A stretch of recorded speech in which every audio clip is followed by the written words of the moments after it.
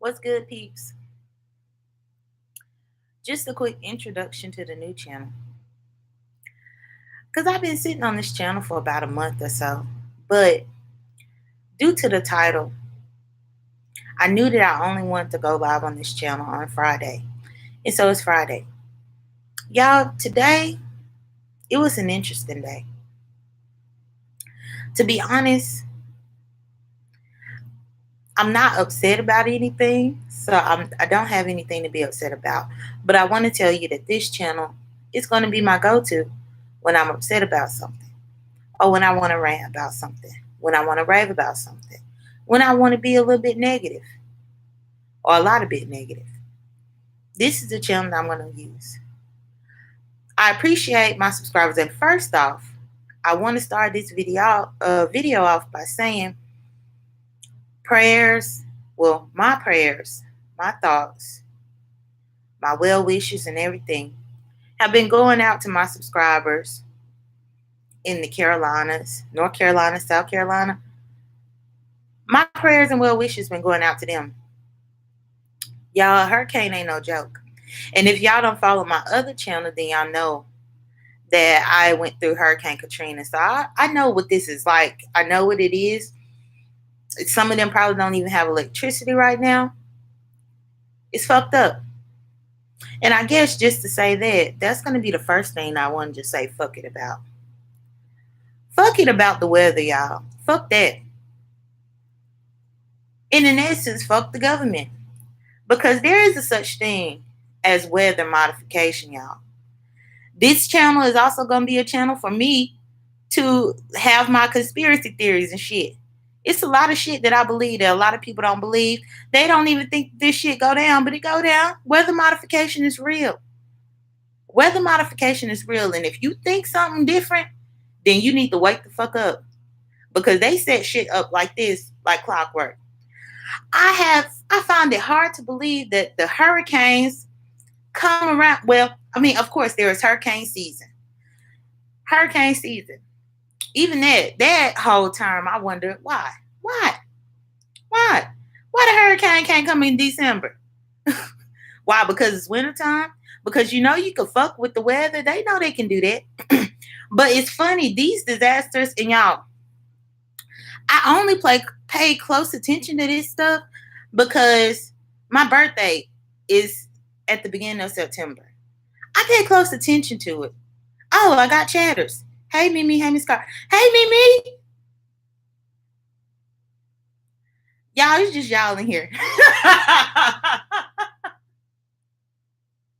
But thank you, Miss Carr. Just like no nonsense, the baby lesbian, y'all, this a baby channel. But I figured I should at least try to go live on it tonight to try to grow it a little bit. That's all. But I'm raving about the weather. Like, Miss Carr, we done talked about this shit. And like, I think that I'm going to use this platform to actually talk about my conspiracies. Like, I believe in stuff like that. When I lived in New Orleans, y'all, I worked with so many different people, so many New Orleanians, so many people who have been there. And they are firm believers that they survived Katrina, but then there was an explosion, and that's what caused the levees to break.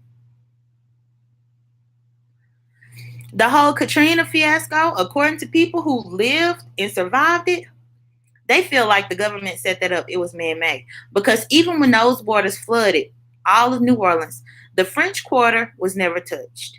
Bourbon Street was never touched. The tourist areas were never touched. But the low-lying residential areas, those are the ones that really got fucked up. People ended up being killed there. You know, they died. We predicted this. That's another thing. Me and Miss Carr, we did our math. And again, I was going to say, because of my birthday and the way it falls, I noticed a pattern about the hurricanes because I've had so many birthdays that get fucked up because of a fucking storm. And there is no way that it can be a coincidence year after year after year after year that it's going to come in the same time span. And it's really a time span of like 1 to 3 weeks where you're going to get the biggest one that's going to have the most life-changing effect on people. We have to know that there is a way to, okay, put it like this. If y'all know anything about governments and stuff, I'm sure that y'all have heard about the Chinese government. They limit the amount of women who are born, like or baby girls, or at least at one point they did. I don't know if that's still something current, but at one point they did. Like a family could only have so many kids, and a family could only have so many daughters because they wanted to control the population. Y'all don't believe that the United States ain't trying to control the population in some type of way, some form of fashion, y'all? Y'all think they really just letting us live and just run amok? Especially when you look at the circumstance of how much they trying to change, and y'all know how I feel about people who mooch off the government and shit like that. But don't y'all know that the government ain't happy with that shit? They don't want that. Those same people live in the poorest areas of certain states, demographic, cities, locations.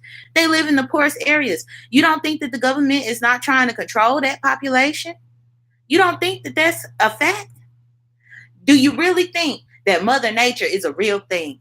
Y'all, where did the term Mother Nature come from? Who put that in us? Who instilled that in us?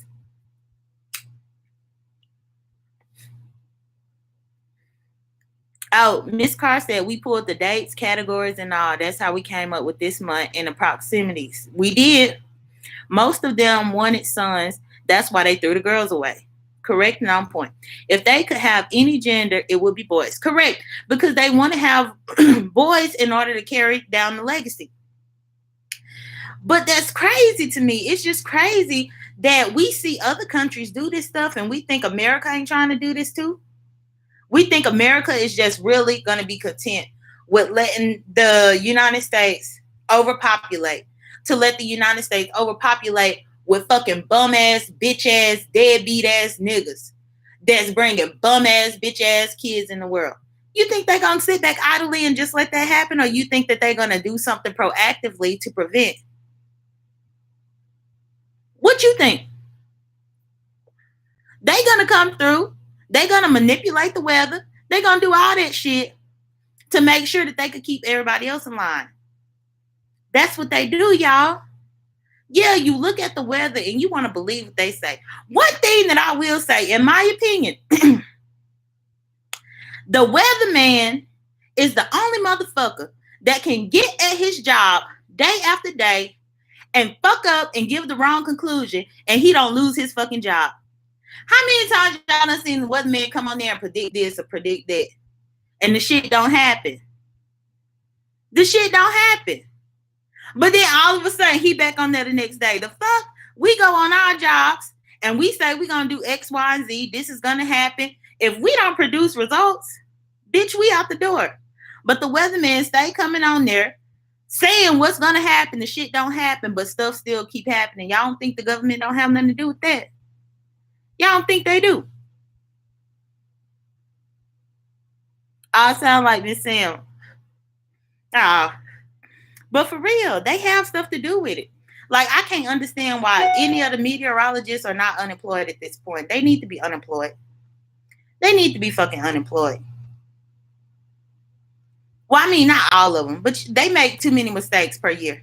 They make too many mistakes per month. Like, they make mistakes and they still keep their jobs. So, yeah, I believe that it's manipulated. So, yeah, my heart goes out to the people that's going through the hurricanes right now. It goes out to the people. I hope that everybody is safe and everything. Oh, hey, Outspoken One, you snuck up in here on me. I didn't even know you was in here, but thank you for stopping by. I just wanted to go live on this channel because this channel is really specified for Friday nights. To where if I'm pissed off about something, I'm going to hold that shit in through the whole week. Because I want to try to keep a balance with my content. I want to keep my channels balanced. Where my channels where I'm going to be positive, let me be positive. But my channels where I want to actually vent and say some bullshit, I'm going to say some bullshit. But also I want to show the side of myself that most people don't even know that I have. Because I don't believe that what is on the surface is really what's on the surface. Like, you can't feed me this bullshit. Oh, I'm just welcoming people to the channel, but I was talking about weather manipulation at this point. Weather manipulation is my first point. weather manipulation, and the fact that these hurricanes really come on cue. Like boom, on cue. Like boom, on cue. Year after year after year. Usually the same type of category, the same type of destruction. Katrina was an anomaly because that shit went left so quick. And I survived that shit. And again, I was saying before that I lived in New Orleans and there are a lot of people there that I met, I'm still friends with, and they actually survived. They got rescued off roofs and shit. They had to get boats to come and take them out. They had to be up in the damn Superdome in the convention center, no food, no water, waiting on help and shit like that. They had to do all that. And even with me talking about these government conspiracies, we ain't even gonna get on 9/11 that just passed, y'all. I'm so sorry for the people that died. I'm sorry for the people that passed away. But y'all, even I find it problematic with what happened there. And I believe the fact that George W. Bush was at like elementary school reading to kindergartners and shit like that when all this destruction was happening. Like, he really didn't give a fuck. He didn't give a fuck. Even when Katrina happened, oh, you was at the aftermath, Miss Carr? Even when Katrina happened, it took Bush so long to even react to it. And he actually came to the college that I was going to. He came there. He came and visited and shit. They closed off all the roads and stuff like that. But yeah, when I tell y'all after Katrina, we really had no electricity for almost a month. I mean it. Almost a month. Like, there is no way that the government don't have a hand in this shit. I believe that the term Mother Nature is another term for the United States government. They just want us to say Mother Nature. Girl, that New Orleans just came out of me, Mother Nature. That's what they want us to say. Right, he did go on vacation. He went. So I say fuck it to all that shit. Yeah, the weather engineering, weather geoengineering. I say fuck it to all that. The weather shit, all that, fuck. They planting all this. They doing all this. They want to control the population, and that's it. If you don't believe that, yes, outspoken one. Yes. Katrina hit on August 29th. That's when it hit, y'all. But we have been experiencing like the ons and off of it easily, I would say about the 27th or the 28th. It hit on the 29th. My birthday, most of y'all know my birthday if y'all on Instagram with me and stuff like that. My birthday came and went. I was in the dark. The fucking dark. My auntie brought a whole brownie with a candle in it. A fucking Little Debbie brownie with a candle in it to tell me happy birthday. Y'all, the days was blending in so much because I wasn't going to work all the time that I didn't even realize it was my birthday. Even after that, I know for certain that we were still out of electricity for about 2 to 3 weeks after that. We had a hurricane party initially. We did too. But we didn't realize that it was going to be that bad after the fact, though. That's the difference. We didn't know. We had no idea. And when the shit started popping off in New Orleans, y'all, where I'm from, I'm 45 minutes away from New Orleans. So when the shit started popping off in New Orleans the way that it did, really all of the help ended up going there. And for a little while, y'all, I will say I had a grudge against New Orleans or not really a grudge, but I felt a certain way with the media and with America and with how everybody was viewing it because Alabama got hit to a certain degree. The Gulf Coast of Mississippi got wiped out, y'all. People that went to my grandpa's church, because y'all know my grandpa was a preacher. People that went to his church killed because they lived on the coast by the beaches and the water just came rolling up in their houses and stuff. Elderly people killed, dead. But every single time you turned on the news, everybody was focusing on New Orleans. And New Orleans got hit bad, y'all. I'm not taking that away from them. But I felt like people were not realizing the magnitude of what Katrina stood for. It was more than just New Orleans that really got fucked up. But once the rescuers started coming, they rushed to New Orleans, bypassing all these other people on the Gulf Coast, whether it was Florida, Alabama, Mississippi. They bypassed all these people, go straight to New Orleans. But what about these other people that need help? Hence why it took so long for us to get our shit back together. Oh yeah, my area recovered. It did. Yeah, cussing Christians is okay. She okay. I hit her up on IG today. She is good. She evacuated. She chilling in Tennessee, you heard? So she ain't in the way of no storm or nothing like that. But I feel like, yeah, she good. But I feel like all of this stuff, like, it's fear mongering. Like the media is fear mongering. Like they want us to be scared of every little thing. It's sad.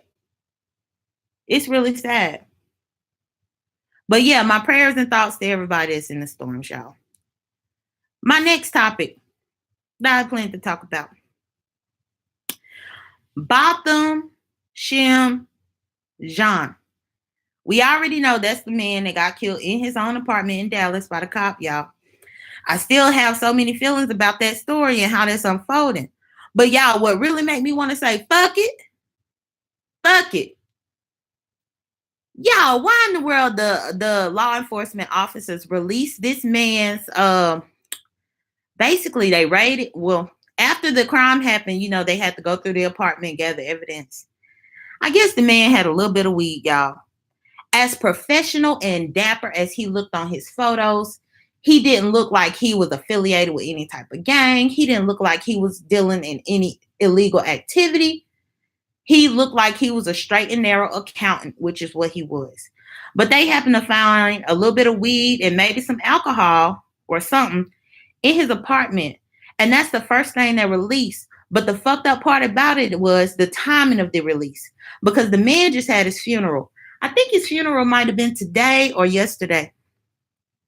But they released that drug evidence on the day of the man's funeral. They released the drug evidence then. I was catching up on his story and like watching his family and stuff doing press conference and everything like that. And they released all that information about him, that negative information on David's funeral. Now, I'm sure that they found this shit last week. The shit happened. The man got killed on Thursday, I think last Thursday. They had to search his apartment over the weekend, I'm sure. And you waited till the man's funeral to send out this information. Fuck law enforcement for that. Fuck that. Fuck law enforcement because the woman was able to come up in this man's house and kill him. And y'all, do y'all know that she turned herself in a neighboring county on Sunday? And she I think they said she might have stayed in jail for about,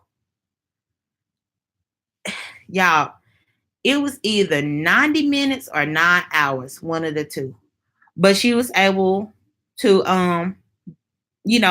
post bond and get out of there after she did this. So more factions of the story are coming in. She pulled up in the parking garage. Her unit is on the third floor. She couldn't find a spot on the third floor, so she had to go up to the fourth floor. She forgot that she was parked on the fourth floor, so she entered the building and went straight to her apartment. Now, if she were on the third floor, that apartment that she was at would have been the right one. But because she was on the fourth floor, because she had to park in the fourth floor of the parking garage, the apartment that she entered was the apartment that was directly above her apartment.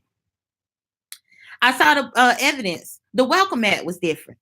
She had one little welcome mat, colorful and shit. This man had like a red, like maroon welcome mat right in front of his door. Then she said he left the door ajar and it was open. She went in. It was dark.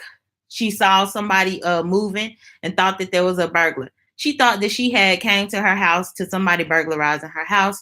She shot this man in his house. Like, and the fact that this keeps happening make me say fuck it too. Like, and I think the government got something to do with that shit too, y'all. I know I don't want to be one of them people that just blame the government for everything, but bitch, they got some control over this shit. They got some control over it. Whether it's the weather, whether it's these bum ass cops that they keep hiring. And y'all, why the fuck they can hire a cop? Okay, so a lawyer don't even get to carry a weapon like that. But a lawyer have to go to school for all these fucking years just to go in a building and defend your dumb ass. A lawyer got to do all that to defend you. But a cop who carries a gun, who interacts with the population on a daily basis and could possibly take a life, they don't have to have a gun, or they don't have to have all this education. Like, you let the people who have these weapons have the least amount of education. They don't even know the law. Hence why they get pissed off at you whenever you get pulled over and you tell them about the fucking law. Because they don't have to go to law school. They don't have to know what the statutes are in that state or what the statutes are in that city limit. They don't have to know any of that shit. Or at least they choose not to know it. The most that they have to do is go through their police academy and be able to run and shit. And if y'all don't know this, half of the police fat. If not half of it, 75%. Bitch, how you get on? That's what I want to know. How the fuck they put your ass on? How you get through the academy? How? Them be the main ones that want to pull you over and come wobbling over there. Wobble, baby, wobble, baby, wobble, baby, wobble over there to you. Want to try to tell you something and be intimidated. Like, the police need better training. They need better. Oh, hey, KK. Hey, KK. They need better training at what they do. We can't be just sitting ducks out here for them, y'all. And the fact that they can commit the crimes that they do and they get away with it scot-free almost.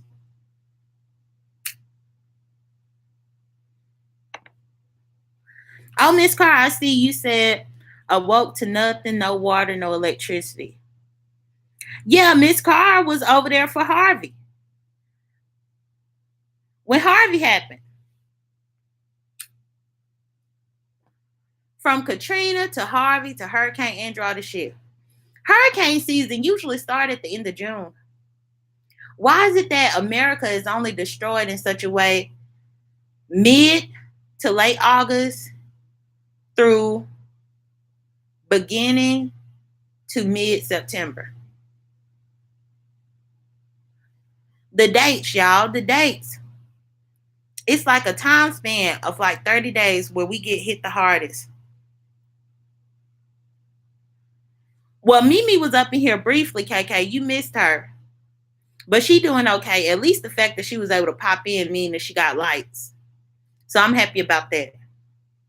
Or maybe she don't have lights, but her cell phone battery is still working. And even that, after Katrina, y'all, with us not having lights for that whole time, we had to go up in our cars and run the cars just to charge the phone so that we could check on each other.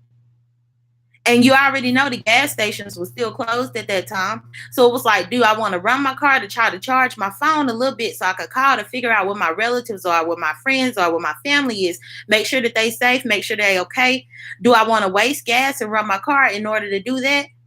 Or do I just want to let my phone be dead?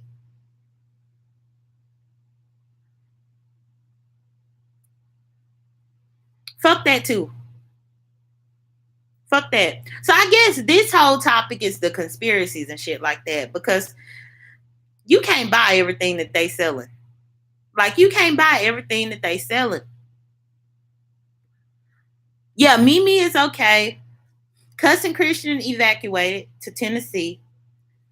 Ashley Lucas, I haven't heard from Ashley. Let me check my phone actually to see. I need to check my phone and see.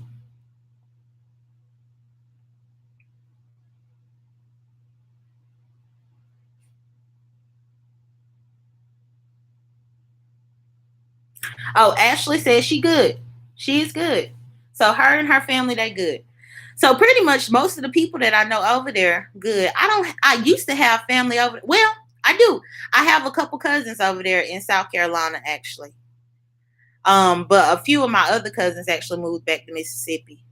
But I need to reach out to see if they okay.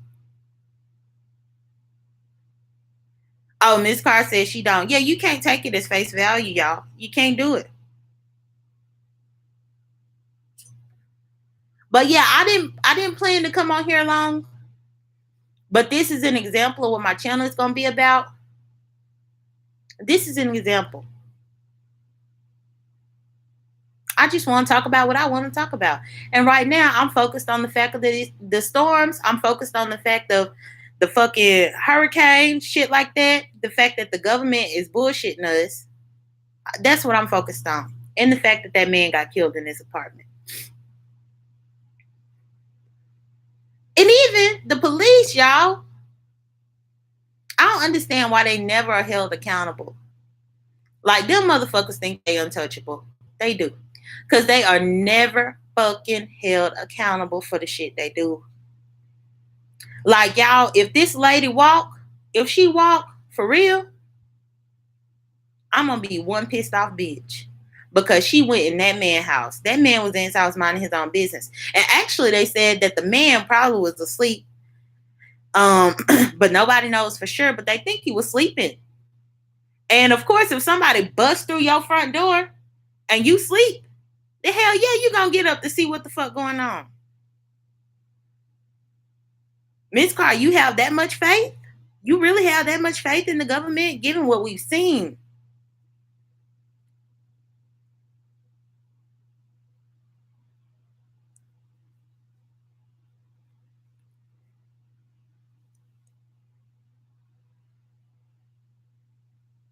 I hope you're right.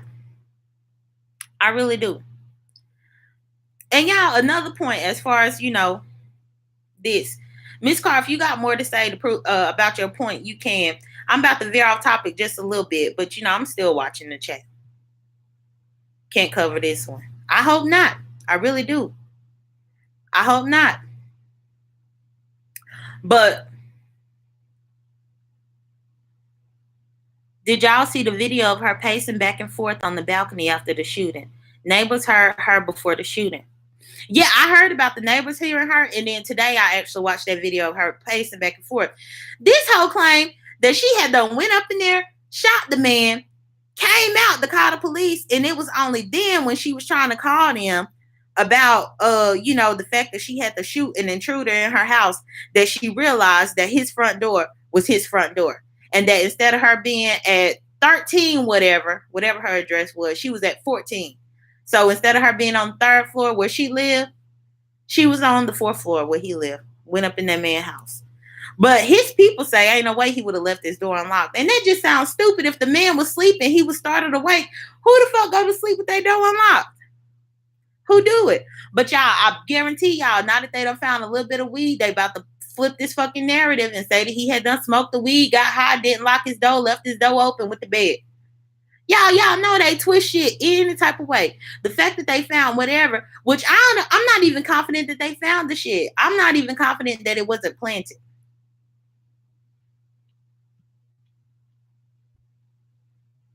I understand, Ms. Carr. I understand.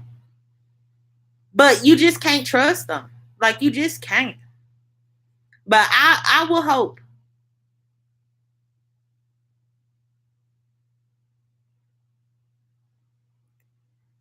KK said it's BS, but neighbors heard a female saying, "Let me in," before the shooting. Yeah, I heard about that. And then Miss Carr said it doesn't matter what they flip, that bitch is through. I hope she is. Hopefully they make an example out of her. They need to. They need to. KJ, what you got? No. What the fuck do you got?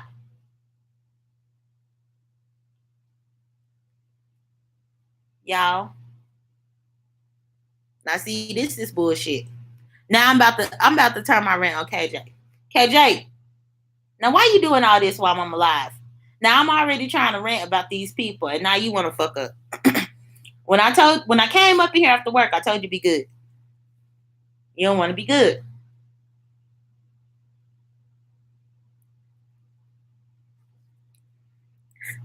KK, he ain't trying to be good right now. He not trying to be good. Well, now he want to sit down and look like he being good. But anyway, now I ain't gonna do KJ. I love him too much. I ain't gonna do it. I ain't gonna embarrass him on the live. He got feelings, y'all. He got feelings. But yeah, I just want to come through real quick and just introduce this channel to start utilizing it. That's the least that I could do to bring people over here. And I actually like this. I mean, it's not a whole bunch of people, but I like the intimacy of it. A nice conversation, y'all. A nice one. I ain't have to block nobody, nothing. It's nice. Maybe it's a good thing that it's a secret. But yeah, this channel will be a channel for vent sessions, rant sessions, whatever. I'll get to the point to where I take calls. If you want to call in and speak on something, you can. If you just want to chat away in the chat box, you can. If you have an opinion but you don't have your own platform, you can call in, whatever. Also,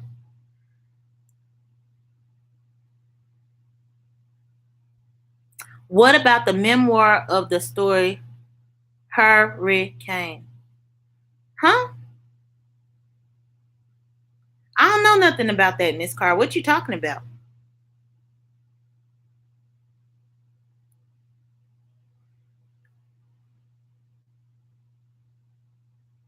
Oh, KK said, "Hey, the outspoken one, and Mimi and anybody else in the chat that she missed."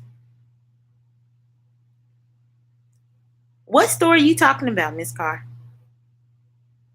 The Slave Spirits of the Atlantic? Girl, I ain't even read that. That's a book? Or is that a movie or what?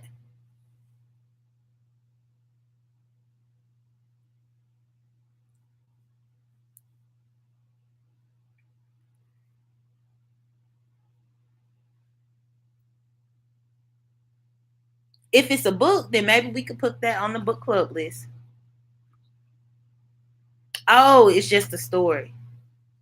Okay, I'm gonna have to look up that story. Never heard of it. But you stay dropping gems from time to time, Miss Carr. That's why I fucks with you. I fucks with you, Miss Carr. You stay dropping a gem or two. Okay, you can.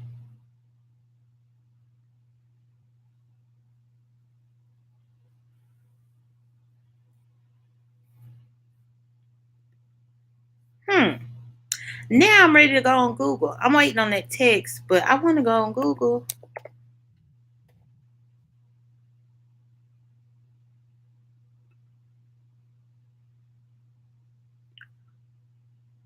Ooh, snaps. I just did a quick Google search, y'all. I'm gonna read a little bit. The true meaning of the hurricane. The spirit of the African woman who has been stolen, beaten, raped, murdered, and thrown overboard the slave ships en route to enslaved lands. This is why all hurricanes start at the same point of exodus of Africa, the post of the Atlantic slave trade, and hit every stop where slaves were sold, all through the Caribbean and American coast, etc. Black power, black love, blackish, melanin, black business, etc. Huh. So this is telling me about different memes, but let me try to click on something else. That's interesting. Oh, that's very interesting.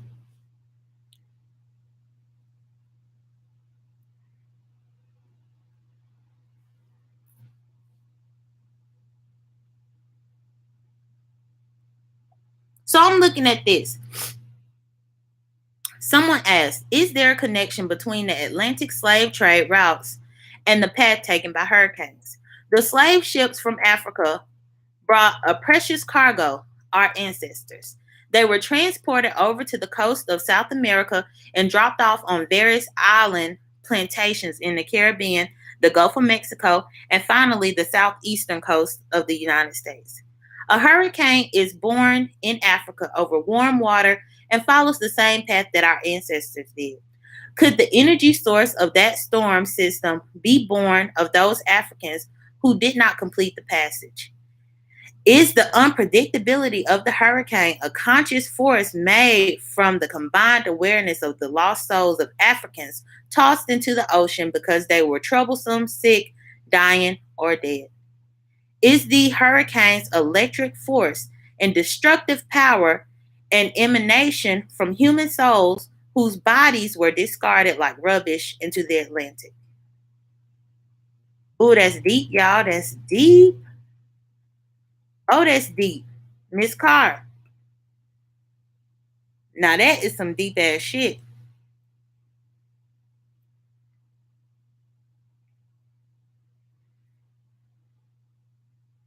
Yeah, I saw the picture. I saw that picture. Wow. But now we got me second guessing what I thought initially as far as the government manufacturing these things and manipulating the weather. But then if it is in fact the spirits and the souls of the ancestors coming through wreaking havoc, that contradicts my original belief. Or is there a balance between the two? That picture is worth a million words. And if you notice that picture of the person coming out of the water, the person had blonde hair. The person had blonde hair.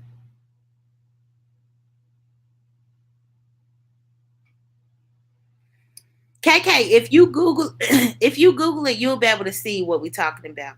I just did a quick Google search.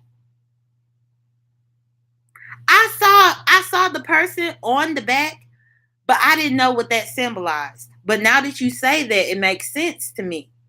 I have to look at that picture again.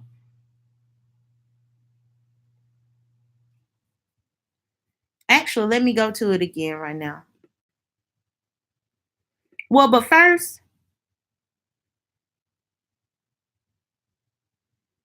let me see.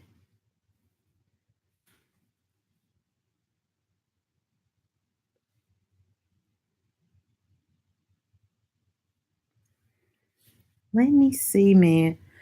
Oh, y'all, I found something. There's even a video, I guess. Let me click on it. But I ain't gonna play it. So there's a video attached to this thread that I am looking at. It's called The Crossroads of Time. It's on YouTube. It's on YouTube, and it's basically a documentary. Well, it's really short, like a minute and a half. But it's somebody who went on the search for answers about her journey and through the time that her ancestors lived. And so she talks about that. That's pretty profound. But let me go back to that picture and look at the sun. Because I never did notice the sun on the back. I didn't. Okay. So yeah, I do see the woman coming out of the water. The hair, well, I guess the hair is not blonde, but maybe it's white. Well, it looks kind of blonde. But I do see the little person on the back. I didn't realize what that symbolized before. But it could be the rage of the ancestors, the rage of the past.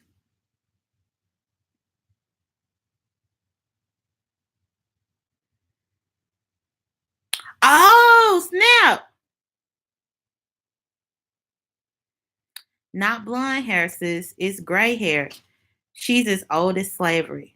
In the picture, there are spirits all through the art piece. Slave spirits everywhere. Let me go back at the picture.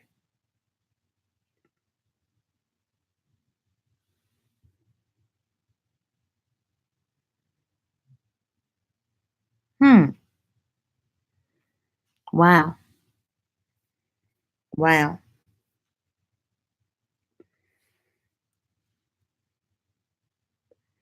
That's a thought to think about.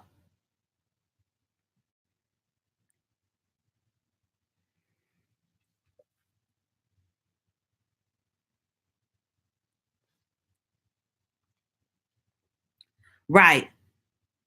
Abstracts pull the pick away from the eye's view. Anybody else on this live, if y'all want to know what we talking about, look that up. Hurricane. Just like how Miss Carr spelled it. Spirits are very powerful, KK. I do believe in the powers of the ancestors. I believe in that wholeheartedly.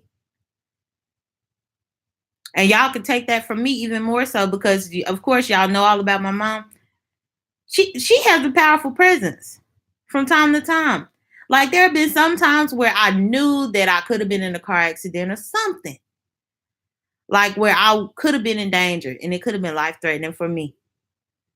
And miraculously, through God, but also through my mom, because sometimes you can smell like the perfume or something. Or, you might even you could smell the perfume, or you could see somebody who looks like her, just all types of little things to make you know that the spirits are there. They're there to assist. But no, that art is beautiful.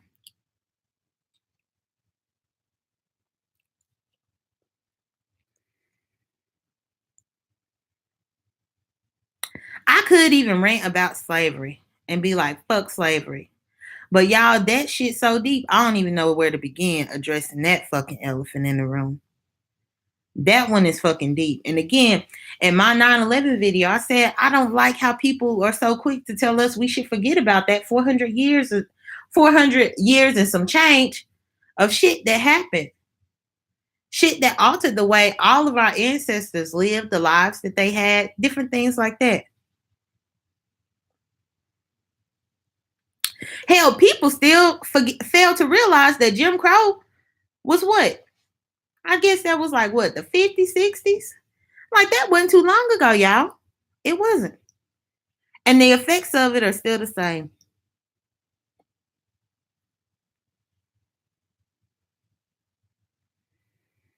There is so much catching up to do in the Black community. But when you're so far behind in the race, how do you even catch up? How do you even begin to catch up?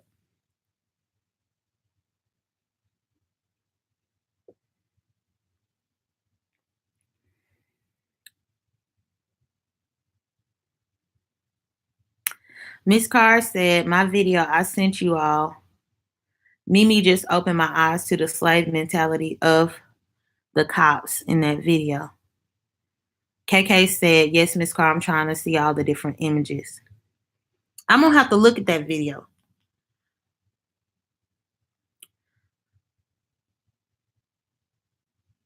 Let me see.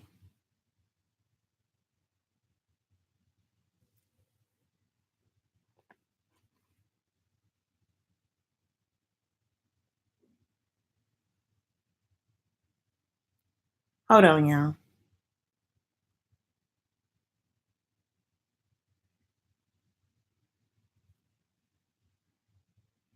I didn't get. Where did you send it to me?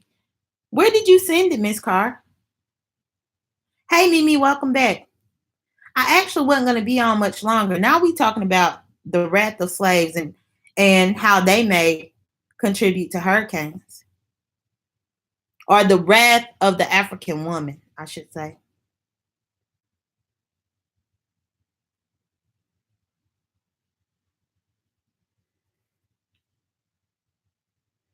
Oh, I thought you had sent me something. Yeah, because I was talking about how this weather is manufactured, but then Miss Carr came through about type that in for Mimi so she can Google it too. We all been Googling it. It's a piece of art that goes along with it too. But basically hurricanes. Oh, she has it? Okay, she knew about it. Okay, good. But yeah, we were talking about that. It was amazing.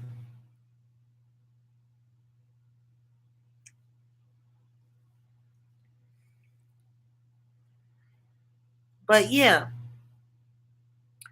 I appreciate this conversation that we had. I didn't plan to come here for too long, y'all. Let's see. Beautiful and hurtful at the same time. Yeah. Yeah.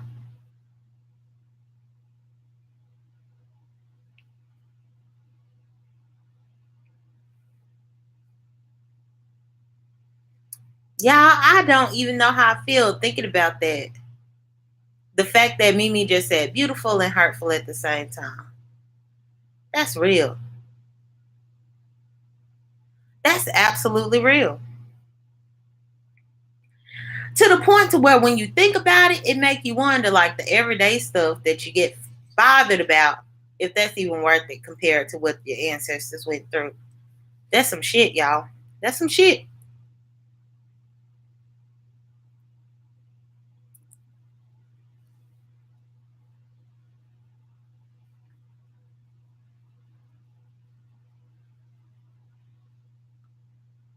Wow. Well, Mimi, initially when I looked at it, because I just looked at it and I noticed it, but there are a few different details within it that Miss Carr had to kind of clue me into, because I didn't take it the wrong way, but my perception was different about it. But once she was able to pinpoint and specify certain details within it, it did make sense to me.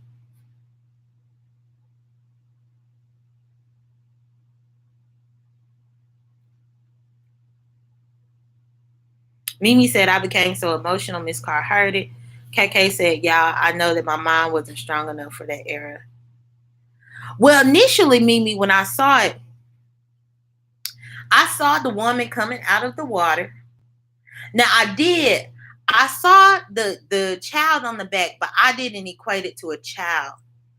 I equated it to people in America, Americans, mostly white American, non-black Americans, riding our backs, the backs of us, in order to get whatever they were trying to get. Because that little image could have drowned in the water. But because that image jumped on the back of this person, that image is now able to just sit as this person brings them onto shore. It's what I got from it. I didn't realize that it could have been the son, though. The son of the slave. I didn't see it that way. But then also I noticed the hair on the person. And I thought it was blonde hair. Miss Carr was saying that it was gray. I looked at it as blonde hair because, again, it's us coming out of the water. But now that we are on land, we are adapting and shape-shifting into this new world outside of the water. This new world that is not of us, so to speak. This new culture is what I was thinking. And that's why I thought the hair was blonde.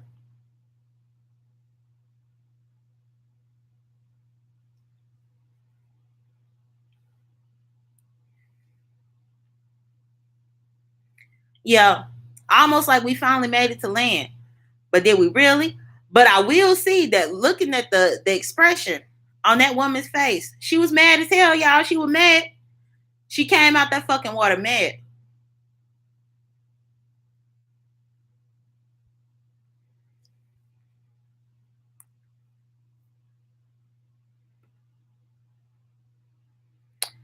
I do see the little squares. Now that I'm not sure of. I saw the squares, but I really didn't understand what they represented. But to be honest, I would really have to take some time to truly analyze this piece of work to see, to actually get a visual of what the art stands for. Like, this is something that you could look at for a little while and figure out what you see.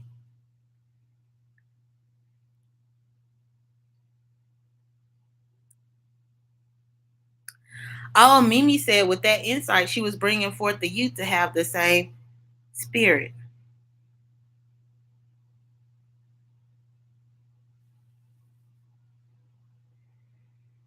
Yeah, I'll have to look at that picture for a minute, y'all.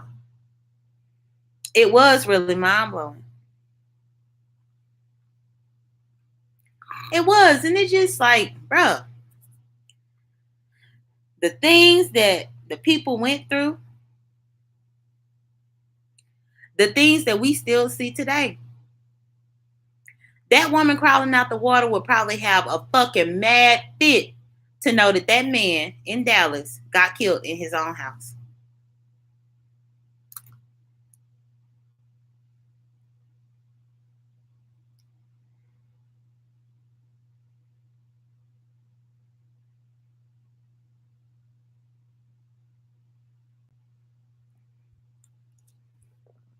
But y'all, where's that heart?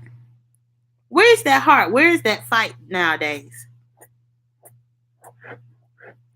Where's that heart in that fight with us nowadays?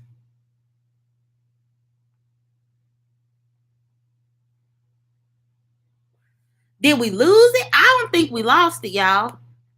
I I don't think it's lost. But I feel like the passion ain't there no more. But maybe the passion ain't there no more because people tired. Maybe people just tired, y'all. You said in social media, Miss Carr.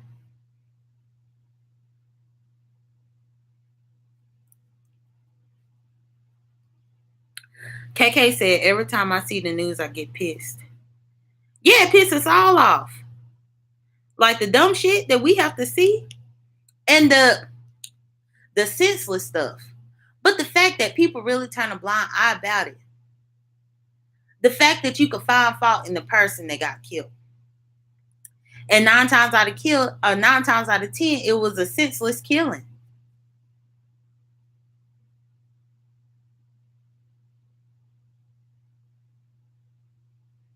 Lost minds, lost souls, not knowing one's own power, allowing others to think for you.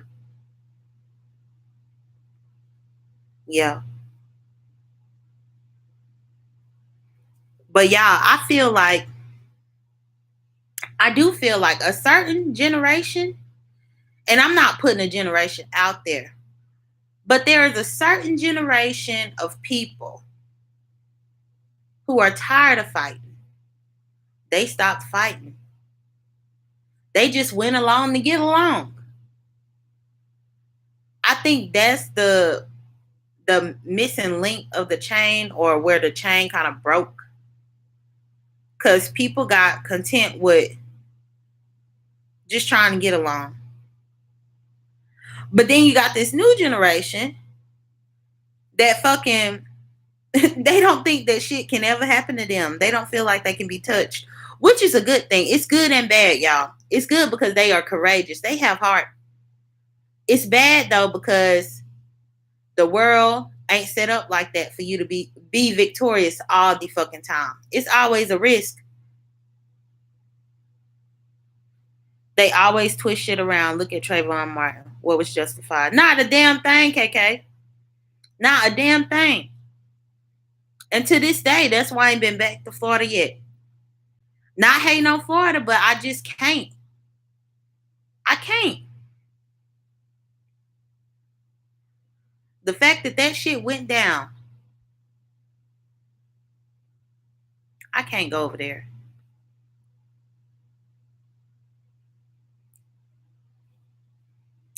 But the interesting thing is, y'all, and I think about this even for myself. When things happen to people, especially black people, unjustified, they didn't have any weapons, they was minding their own business, they was walking down the street at night, they was in the car playing music, they was coming from a wedding reception, going out to their car, all this type shit, had a cell phone, sitting in their fucking house, sleep in the middle of the night, fucking standing on the corner, possibly selling a fucking loose cigarette for 25 cents, if that, but wasn't even selling it that day. Fucking drive and get pulled over for a speeding ticket, or a broken tail light, all this shit, and people wind up dead. People wind up dead.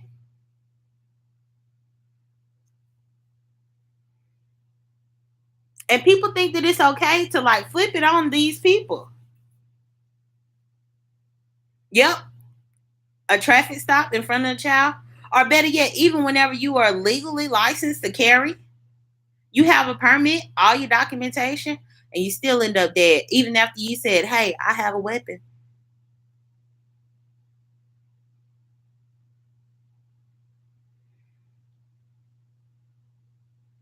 KK said, and I think the new generation didn't have to fight, so people don't even vote. Do you realize what a privilege that is? The new generation takes that for granted. KK, on the contrary, I have to disagree with you. The new generation sees that a lot of this shit is mechanical. I don't even know if mechanical is the right word at this point. But the new generation sees that this is like methodical stuff. This is what you are supposed to do. But they see that a lot of shit didn't change with people doing this shit that people done told them to do, that people done fought for them to be able to do. Shit ain't changing. So the new generation is going a different route, whatever that route may be. And I honestly think if Martin Luther King and Malcolm X was still alive today, I think Malcolm X would be leading that new generation, because the new generation is saying, bitch, you hit me, I'm going to hit you back. Fuck standing in line at a pole. I'm going to hit your fucking ass back. They not scared. They not. Miss Carr said, but just because one thinks they are invincible doesn't mean you have gotten away. That's true. KK said, killed for a traffic stop in front of his child. Police is just a bully with the license. Yeah, and we a lot angrier now. You can't help but to be fucking angry when you see the shit keep happening again. Like, true enough, I do feel like the newer generation, they are a little bit more privileged. They have more things. They have more knowledge at their disposal. Or not their disposal, but at their fingertips, I guess I should say. They have a lot more knowledge than what the other people had before. They have a lot more.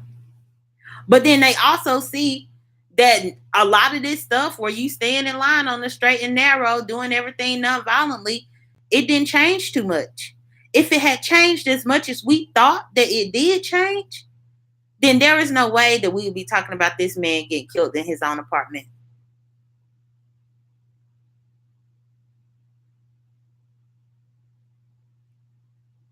KK said, can you imagine the back of the bus? Girl. Mimi said, I cannot imagine back of the bus, getting off of the sidewalks or not looking anyone in the eye. Most of the youth are wiser. Mimi, I'm happy you brought that point up, because I promise you, no lie, I kid you not. My grandpa was the most powerful and the richest man in my eyes as a child. He was. He was hardworking. He took care of his family, took care of his kids, was faithful to his wife, a preacher, a pastor of a whole church. Just an exceptional man. An exceptional man. But I remember being a child. I think we had went to the bank. I was probably like 7, maybe 7 or 8. We went to the bank and we had to park, and then we had to walk up a sidewalk to the bank. I remember holding his hand, because I think we had to cross the street or some shit. And I remember a white person was coming on the opposite side of the sidewalk towards us. And I remember my grandpa stepping off the sidewalk and kind of pulling my hand, make me step off the sidewalk while this white person passed by us. I remember it. The white person passed by us. And once that person passed by us, we got back on the sidewalk. Y'all, that floored me, my young ass mind, that floored me. And for a little while, I looked differently at my grandpa.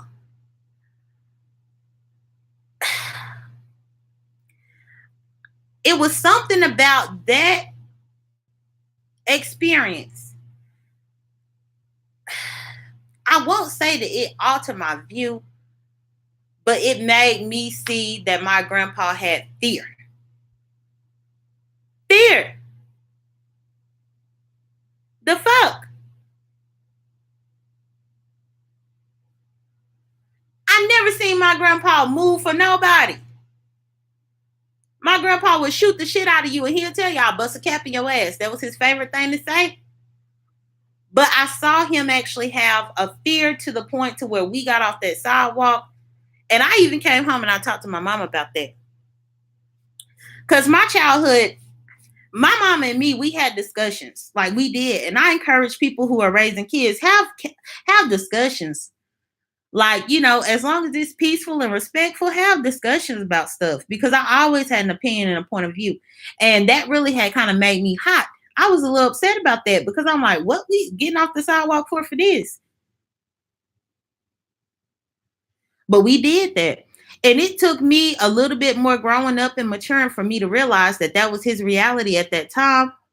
He had become so accustomed to living this way that even once times changed and moved on, he was still stuck mentally thinking that this is what he had to do.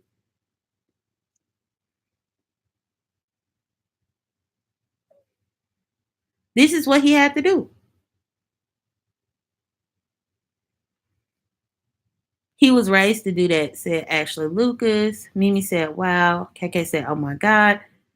KK said, now we are too angry for that. Mimi said, it was what he grew up in. I need y'all to watch Richard Williams' video. Serena, that he tells it like it is. J Dunn, can you play a clip of Serena Dad? Yeah, I can do that.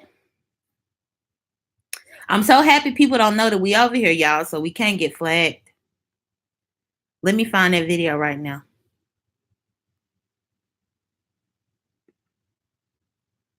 Let's see.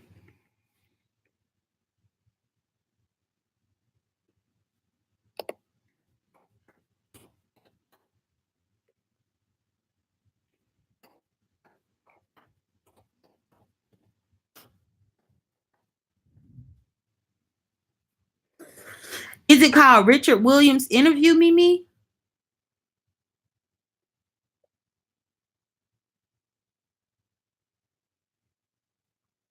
It's a few videos by him. But this first one that have the most views, that one, well, no, that one was 31 minutes and 33 seconds. I don't know if I want to play that long of a video. Which video is it, Mimi? Which one?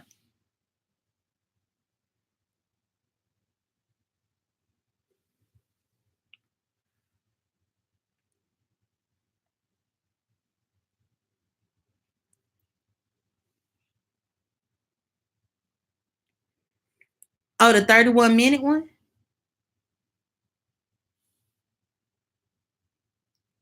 I found the clip. Okay, yeah. So Mimi looking it up for us. But yeah, when my grandpa did that, I guess in a sense it broke my heart. Like I was like, wow, really?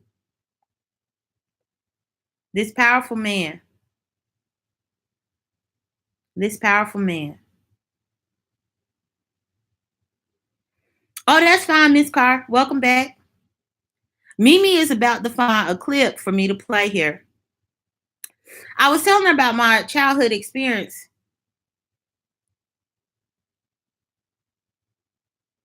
I was telling her about my childhood experience and me and my grandpa going to the bank whenever I was like 7, probably like 7 or 8, something like that.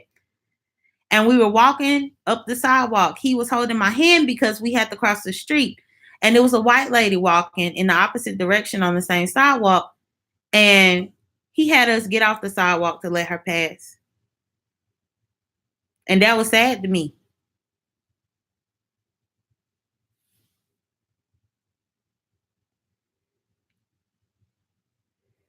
Okay, Mimi, when you put the link in, I'll click on it.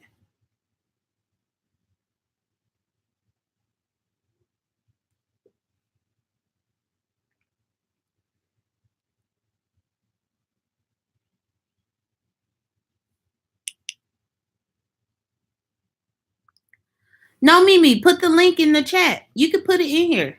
The link should be enabled. Is it letting you?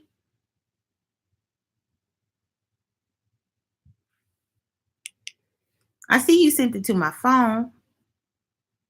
Okay, it's not letting you. Okay, let me click on my phone and then I'll play it. I'll find it on the computer. It's okay.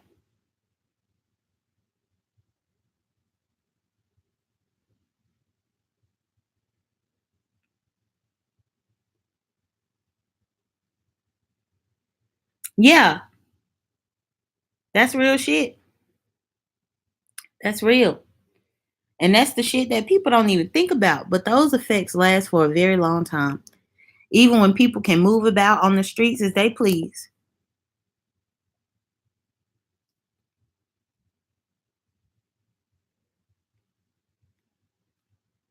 Let's see. Give me a second, y'all.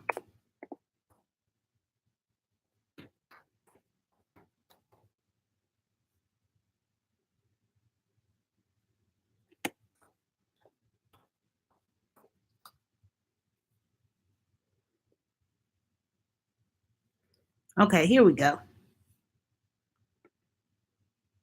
We're OfferPad, and we want to buy your home. Just go to OfferPad.com, enter basic information, and the next day, we will send you a great offer. It's that easy. We'll even move you locally for free, freeing up you to live your life. You think you can beat it? I know I can beat it. I know it. Very confident. Very confident. You say it so easily. Why? Because I believe it. And let me tell you why. What she said it with so much confidence the first time. But you keep on and do. Listen, we can't keep interrupting. I mean, if you want, you got to understand that you're dealing with an image of a 14-year-old child. And this child won't be out there playing with you holding my ass and he gonna be in the grave. When she says something, we done told you what's happening. You're dealing with a little black kid, and let her be a kid. She'll answer it with a lot of confidence. Leave that alone. There you go. You say it so easily. Why? Because you're dealing with an image of a 14-year-old child. And this child won't be out there playing with you holding my ass and he gonna be in the grave. When she says something, you think you can beat it? I know I can beat it. I know it. Very confident. You said it with so much confidence the first time. But you keep on and do. Listen, we can't keep interrupting. I mean, if you want, you got to understand that. Because I believe it. And let me tell you why. What she said. Wow. That's real, Mimi. That is so real. And I can speak to that on so many different levels. Going to school in Mississippi, growing up in Mississippi. You're right about that shit. You are absolutely right. Absolutely right. Correct. Yeah, it happened to me. It happened to me a few times during elementary school and high school. My mama had to set whole conferences and shit like that.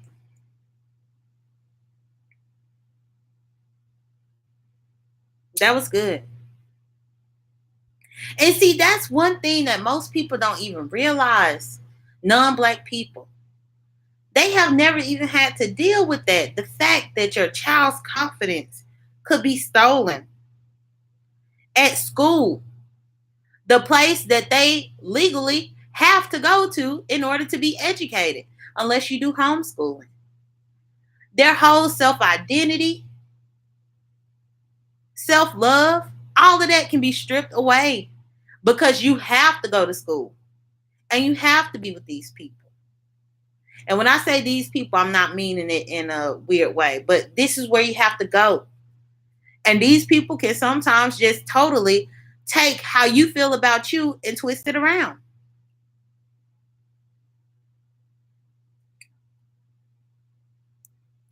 Correct. And not only that, but like her dad said in the interview, she's 14. All 14-year-olds typically going to be confident. They think they're going to be the best. Y'all know all these kids that think that they really about to go to the NFL tomorrow. They think they're going to go to the NBA tomorrow. I have my little cousins who think that even now.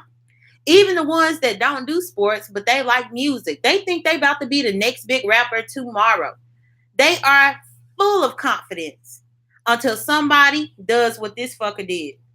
Until somebody comes and questions that confidence. And when you question that confidence, you beat them down little by little. And think about how many experiences that Sheena had to go through with this. This probably ain't the first time that somebody done tried to talk to her like that. And that's why I'm so happy that they've been successful and they have succeeded in what they do. I'm happy that they are champions and they are the best in what they do. I'm happy about that.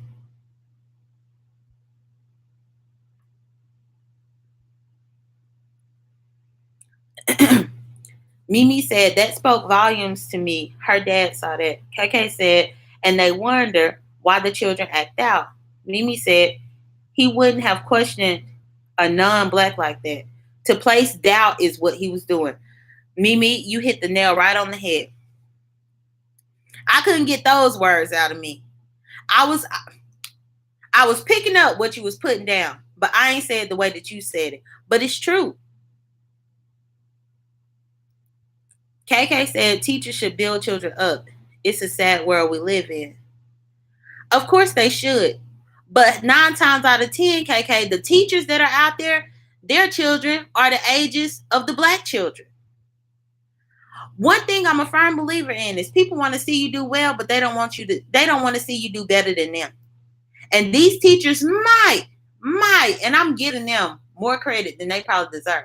They might want to see you do better. But if their child is in the same grade with you, or if their child is in the same type of competition with you, they want their child to do better than you. They want to do better than you. And that was a crazy thing that I dealt with because, like, I was always neck and neck. Like, I was in advanced placement classes and stuff like that. I was in gifted. I was in all these things. And it was mostly, well, it was pretty much white people in there with me, except for my friend Rachel. It was me and Rachel, 2 black girls. And funny thing is, y'all, we both lesbians. But and that's off topic, y'all. But we both lesbians, but we was like BFFs or whatever. But we were so smart. And we were in these gifted classes where we had to compete with these other kids. And it would be times where we might have outscored somebody. Like, y'all, I was so gifted. I took the ACT for the first time whenever I was in the 7th grade. 7th grade. And I made a 20 on it in the 7th grade. And from that point, I took it every other year. So I took it in 7th grade, made it 20. Then took it in 9th grade. Then I took it again in 11th grade. Like, I got a little bit better. But the fact that I took it that young and did so well on it, y'all. But even when I did so well on that, right, but when I did so well on that, my accomplishment was diminished, unfortunately. It happens all the time. Yeah, in 7th grade. It happens all the time. Where you do the unthinkable and it's diminished. Like you didn't even do it. You didn't even do it.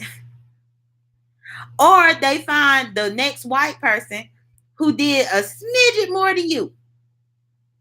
A smidget more. And so they take away your accomplishment. It happens all the time. Oh, let me look. Oh, okay. Thank you for that. Okay, so we got another video that I'm about to do real quick. Okay. Let me go find it. Thank you, Peter.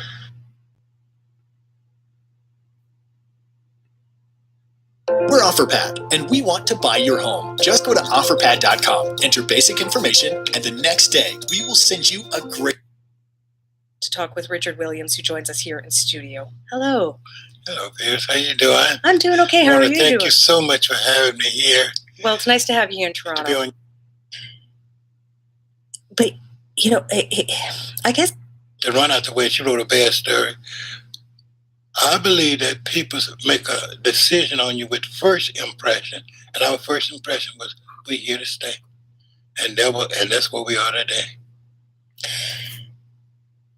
But, you know, I guess in hindsight, you can say that. But along the way, you describe a number of incidents of racist abuse during tournaments.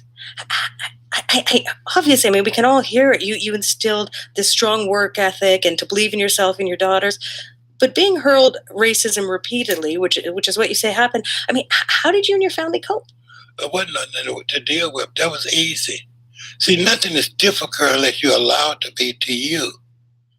If you could have seen some of the people I've seen got a rope around their neck and dragged through the south to the head, separated from the body, that was difficult. But to sit out there and someone saying something, no, you can't stop us. If you feel that people cannot stop you, that attitude radiates like heat on a highway. and people can see it. And that's how we got to be where we are. No one didn't want to mess with us. Matter of fact, I seen girls run off the court because they was afraid they were going to get hit. That was their business. Our business was to win. So as far as prejudice, you can't get no one then or now to talk about tennis as prejudice because they was afraid to.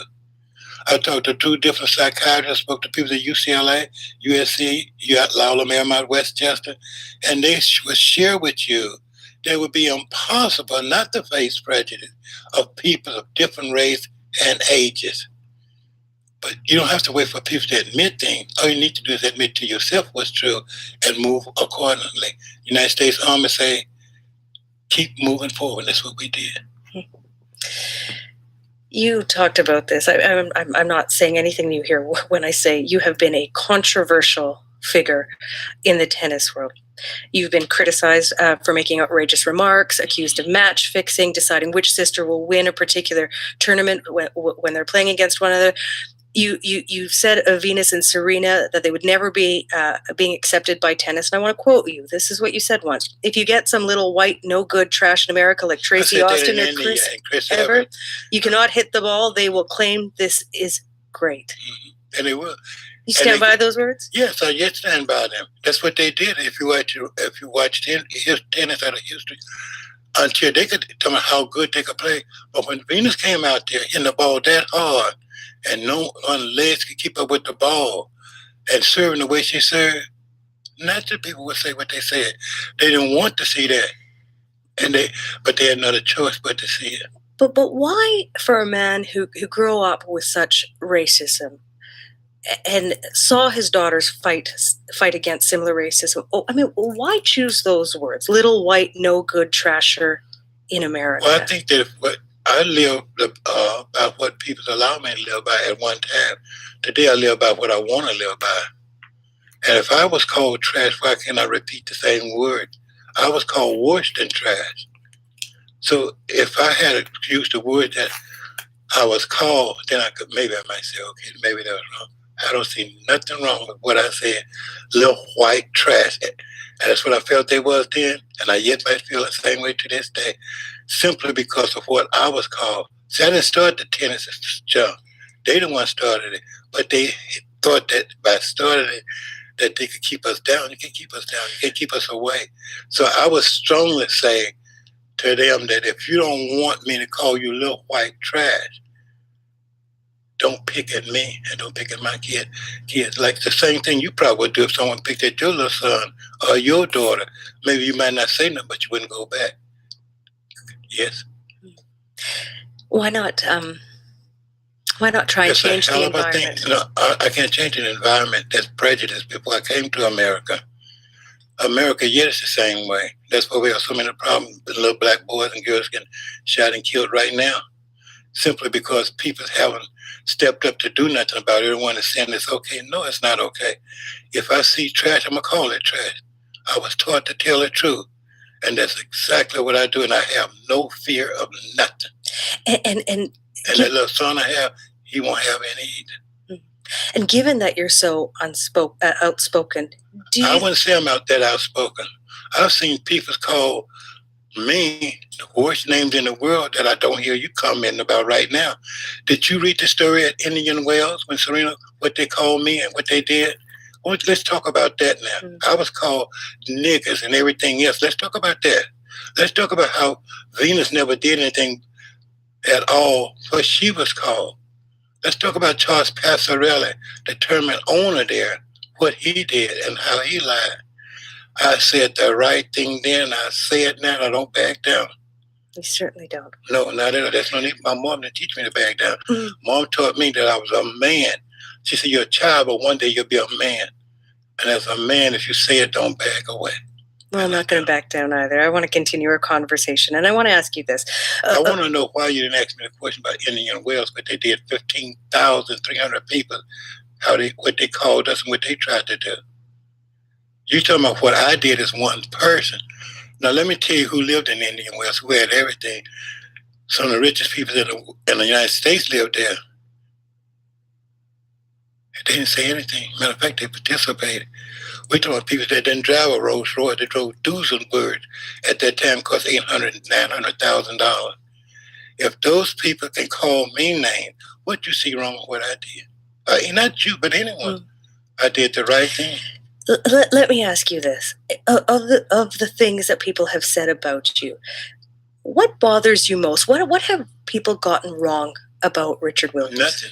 Because my mom taught me, if I allow things that people say or do to bother me, she said, you'll never be a man.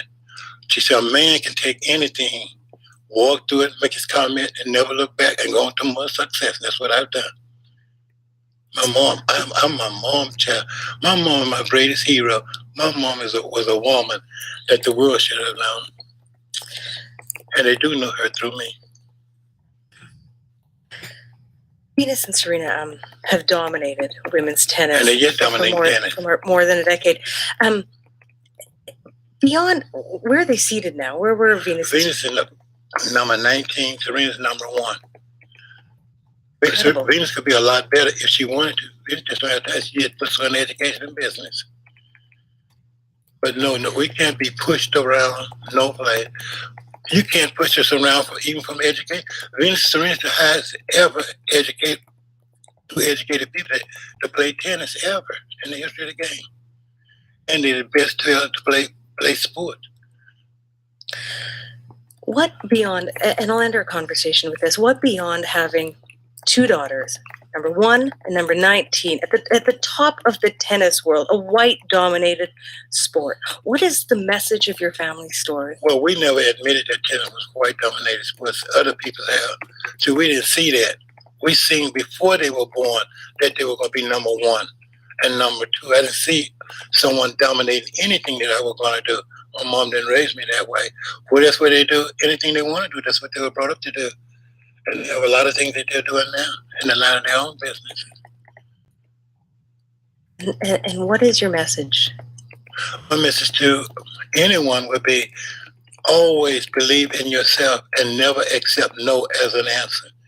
Even if the world turn against you, it doesn't mean anything. You are the world if you want to be. And live for the world, and the world will live through you. Richard Williams, I've interviewed a lot of people. You're a remarkable person, extraordinary. Thank you for coming in. It's a privilege, and thanks for having me. Take care. Thank you very much. Endless Shrimp is on at Red Lobster with all the shrimp you want, anywhere you want. Try new crunchy No Fiesta nonsense. shrimp, tortilla chip crust For your on top date with as a baby creamy blend of lesbian, three they got cheeses, endless shrimp favorites like at Red garlic Lobster. shrimp scampi are This how back you gonna too. be able to get So hurry in laid. before Endless Shrimp ends. This commercial is for you. You gonna get laid this way. You gonna get laid. Y'all, the commercial got me. I had to improvise. But no, he spoke some real facts for real. I'm getting back serious, y'all. He spoke some real facts. I don't like the fact that we are always the ones that have to take the high road. This man said that he didn't do nothing but call these people the same things that he's been called. And he in the wrong? He got to take the high road? He got to? The Bible says, y'all, the Bible, and I'm not a preacher like that. I don't talk about the Bible like that. But it does say to turn the other cheek. And again, like what I typed in my comment, y'all, if you look your face in the mirror, you got 2 cheeks. So, okay, some shady shit been done to you. You turn your cheek. Another shady shit been done to you. You turn your cheek. After 2 times, I ain't turning my face no fucking more. I'm about to say some shit. That's what I'm about to do, bitch. I only got 2 cheeks. Just 2. Just 2. Unless you want to make me turn my cheeks and give you my ass to kiss, bitch. I'm sick of that. I'm sick of people trying to make us do all the forgiving and let's get along and let's bow and shit. No, bitch. Because when I I ran out of cheeks on my face, bitch. I'm giving you my ass now. That's my other cheeks. That's the only ones I got left now. Only ones. And when I give you my ass to kiss, That means I'm going to talk some crazy ass shit to your ass. Girl. But I never had heard any interviews from this man, so I appreciate y'all for sharing this. Because, you know, he was a really great role model for them. A good father. He had some wisdom, y'all. And that's the thing. I love talking to older people because they'll drop jewels on you in a minute.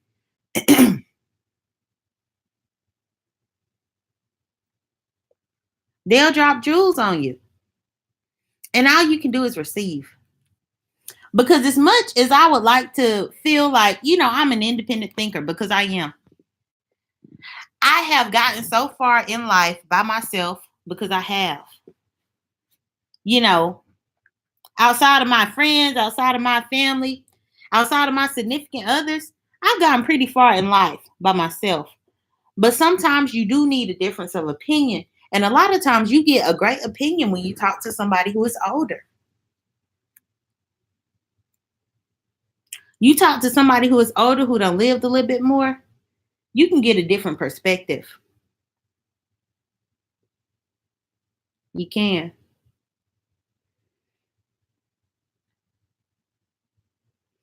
Miss Carr said, turns back, pokes out my bottom. Mimi said, turn me upside down on my casket.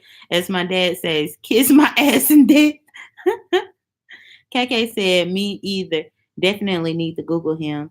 Miss Carr said, yes, Mimi. KK said, yes, at Mimi and Miss Carr. Miss Carr said, amen to KK. Man.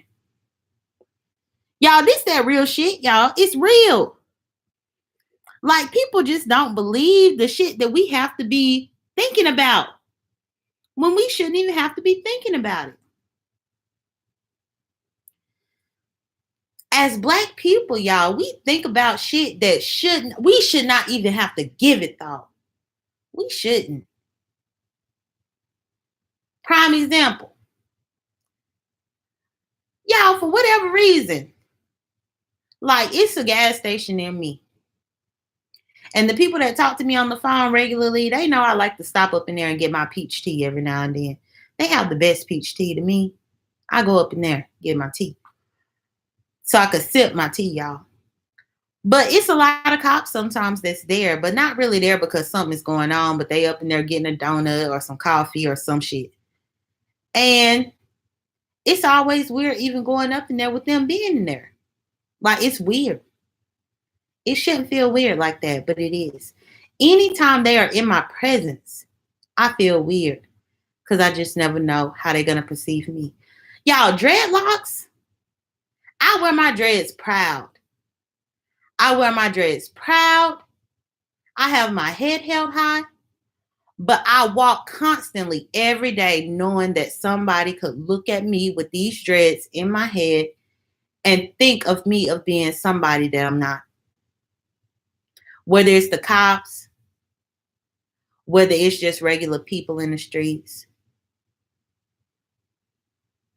I don't know why a hairstyle could be so intimidating, but the only thing that I think that makes it so intimidating is because it's our hair in natural state. It's our hair in a natural form. It's me saying, I'm not trying to be like you. It's me saying, I don't care about conforming to what you feel is beautiful. That's what it is, me saying. But at the same time, it's intimidating to people for me to walk and go about my day with my hair. And especially with the clothes that I wear. The clothes that I wear, I don't look like a girl most of the time. Well, I look like a girl because I have feminine features. But the clothes that I wear are clothes that I feel most comfortable in. It has nothing to do with me trying to impersonate a man or trying to be like a man. Nothing. I just like to be comfortable. I like to be comfortable. So I wear my clothes, you know. But people find me so intimidating sometimes, and it could just be about my hair. But when I see the cops, I worry. If I have to call them, I'm worried. When they pull me over, I'm worried. I'm worried.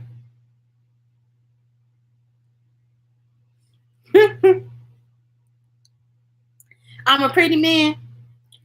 Miss Carr, thank you. I appreciate that. I appreciate that. I do. I do my best, you know. I do what I got to do out here in these streets, you're. Just me put my bass in my voice. But for real though, like, and I talked about this on one of my videos on J Dunn. Mimi, a whole grown ass man. Don't get it twisted. A whole grown ass man. But I talked about this on my J Dunn.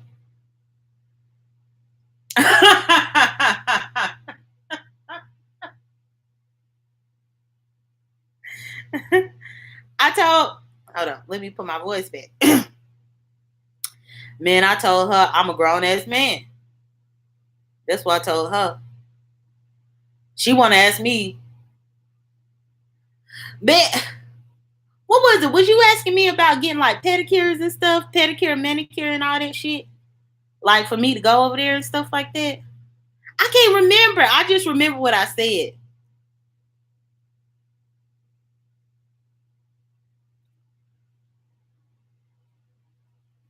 Yeah, you was getting a waxing. I think you was telling me about waxing and stuff like that. And like we was talking, you had me on speakerphone. And we got to talking. But I can't remember what she said to me that made me say that to her. But you know, I just be talking shit all the time. I know I said on speaker, but I can't remember what she said first.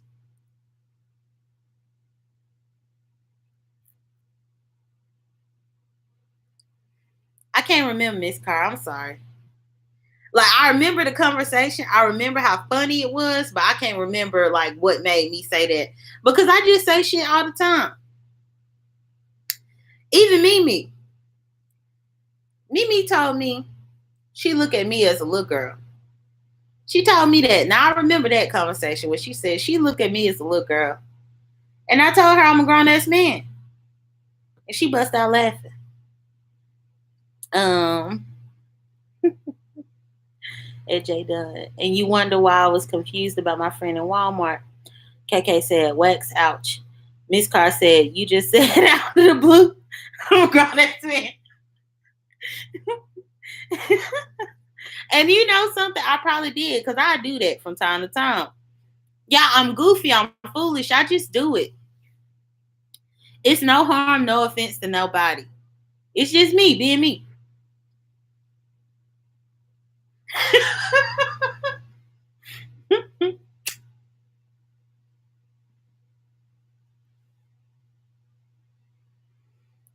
Oh, she didn't take me seriously. You know, I get that all the time. A lot of women don't take me seriously when they hear my voice, y'all. But that's a story for another live. And so that's why I have to hit myself in the chest and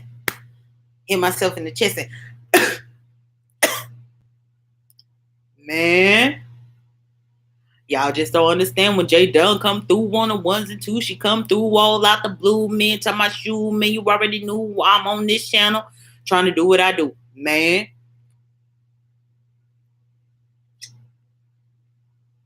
Oh, Cake Lesson 101. Yeah, y'all. I'm about to try to branch this out into all types of businesses, y'all. I'm about to try to be a small business owner. I already got lesbian lessons that's going to Baby Lesbian No Nonsense. I'm about to start doing caking lessons, going to KK. About to teach her how to cake all night and get what the fuck she want, because you can always get what the fuck you want. If you want it, you can get it. You just got to have the right words to say. Then I'm about to try to get a whole podcast, Me and No Nonsense. We about to try to come through with a podcast. That's for real, y'all. For real, y'all better stay tuned for that. Then I'm trying to get a t-shirt line. I got a few t-shirts that I want to like customize with some of my people over here that have catchphrases and stuff like that they want to say. They're going to have the J Dunn on the ones and twos. I'm trying to get all that done. I'm trying to just have little small businesses everywhere. I'm trying to do that. But the cake lesson. Yeah. Caking is what it's all about, y'all. And I think, who was that I said something about cake to? It was Mimi. Mimi, remember whenever I mentioned something about cake to you and you didn't know what that was? I think that was you.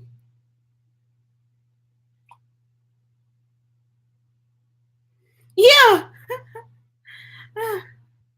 I had mentioned caking to Mimi, and Mimi didn't know what it was. I had to tell her what it is. That's whenever you take late night phone calls on the telephone. Late night phone calls on the telephone. Conversations about you want to get it on. That's what you do when you cake. So I could let people know about that too, y'all. Like, I'm just trying to expand my brand. I'm trying to expand my J Dunnis, my J Dunnisms. I'm trying to expand everything.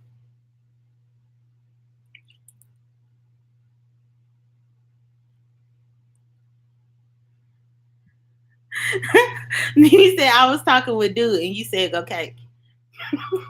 I did tell you that, and I meant every word I said.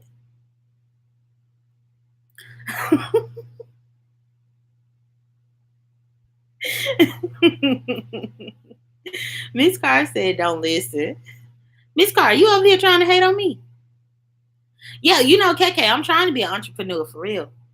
That's in my spirit. That's in my blood. You know, that's what I do. But you know, I never stop nobody hustle. I ain't never gonna be no cock blocker now. I ain't gonna never block nobody from whatever they about to get that night, you know. So whatever. Okay. Do what you gotta do. Miss Carr said, no ma'am. Don't hate on me. Yeah. Y'all, tonight it's been a boring little night on YouTube. I ain't even gonna lie. I ain't even gonna lie.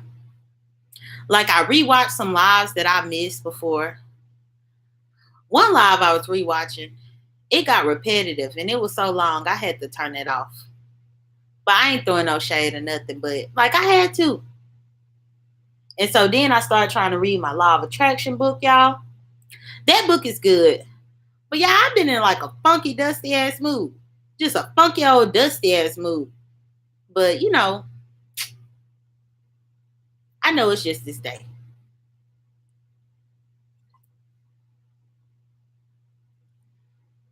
Mimi, I can't say what live now. I'm gonna text you and tell you what live. So hold your phone right now. I ain't about to say it. Now how I'm gonna say that I ain't about to say it and Mimi gonna say what live? Let me go hit Mimi up real quick. I was joining new lives. I was so bored. It be like that sometimes, Ashley, but I mean, I don't think I'm the most entertaining person either. I really don't. I mean, I crack myself up, but you know, everybody ain't me. You know, the Lord was only able to make one J Dunn, y'all. Like, I mean, this perfection of creation, it was only one of me out there. So when people don't share my humor, I understand. I get it. You don't get it. You don't get me. Okay, good. You know, but yeah.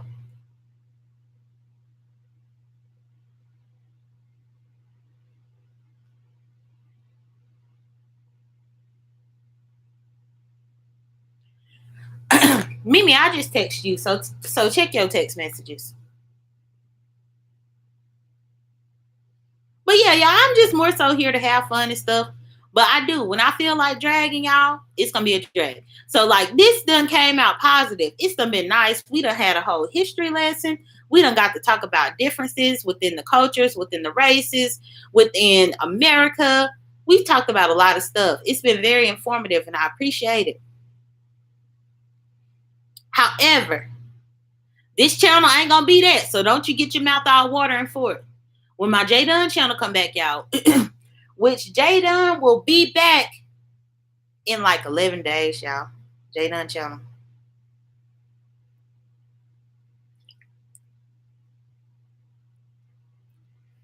Oh, Mimi, you got my text. Yeah, it was. I was like, no. J Dunn channel gonna be back, y'all. And guess what? I will never part ways with no nonsense. So we could tag team the shit. No nonsense come over there by me. But with this podcast that we trying to do, we gonna do it that way. Y'all, we thinking about doing a podcast where we gonna come through at least once a week, y'all. At least once a week. That should be good. Girl, I didn't even wake up for it. I heard about it this morning. And don't give it away, KK. But I heard about it this morning. And so I listened to it a little bit on the drive to work. And 15 minutes in, I had got a phone call. And I talked on the phone. And then I tried to watch it after I got home, but it was too repetitive. I don't know how I feel. And that's the thing. I really don't come on YouTube to make enemies, because there are really so many things that I want to say about that and just how it made me feel. But I don't want no enemies. And a lot of times, even if I feel a certain type of way about something, I really will keep my mouth shut just to keep the peace, because that's not what I'm here for, to make enemies or to go back and forth or all that. The only times I went back and forth is because people kept coming for me. But this particular person don't even bother me. So even though I feel an opinion, I'm not going to do nothing. I ain't going to say nothing. But it's been a boring night on YouTube. You want me to give you an example? Hold on. You got to elaborate a little bit more, Mimi. I'm sorry. Example of what? Because I just spilled out a whole lot, so I'm not sure what you're talking about.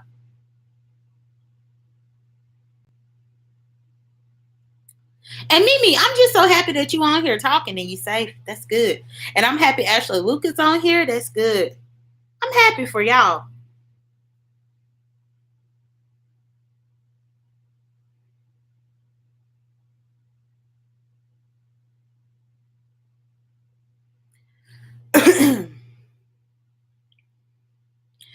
Oh, what I felt a certain way about is you really shouldn't cape for somebody in that way, like cape for like 4 hours, caping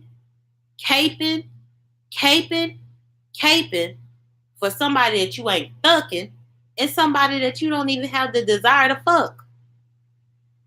Now, you shouldn't do all that.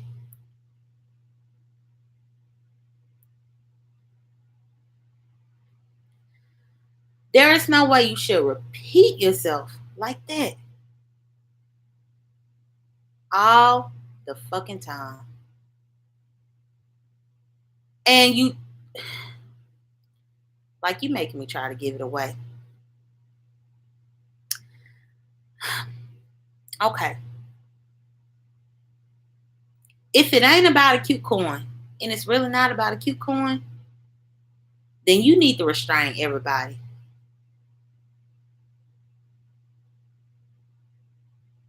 It did. But even that's another thing, a cute coin. A cute one.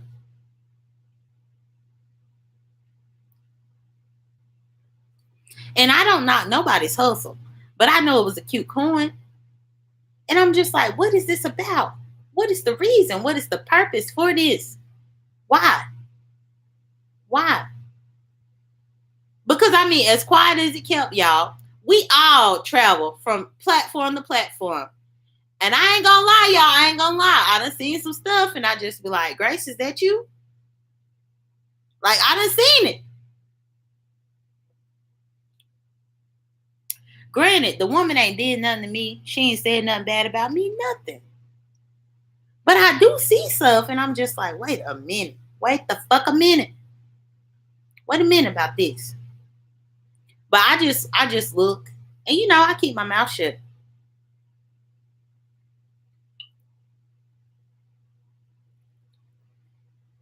Right. Yeah. And like, my thing is, I felt like there was a lack of accountability as the channel holder there. Because if it's your channel and you have subscribers, you have to make sure that everybody is comfortable for real. No, you can't control what people do. You can't control what people say. But you do want to make people feel comfortable. And if you have somebody who is making people feel uncomfortable, you blocked them one time, but for whatever reason, you unblocked them. I don't know. it was just a mess. Well, it wasn't a mess. Like, it was just, I disagreed. And I'm just going to leave it at that. I disagreed because, like, I really don't want to make no enemies. But I disagreed with a lot of stuff that was said there. But I think I easily made it through like 2 hours. So it ain't like I had gave it only like 5 or 10 minutes and just made an opinion or whatever. No. I gave it some time.